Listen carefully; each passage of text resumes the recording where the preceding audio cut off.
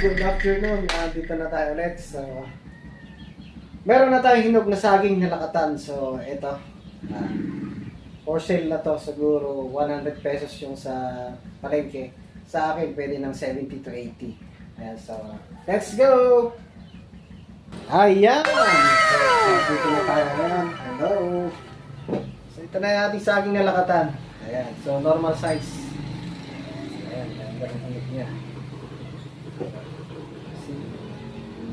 Wow!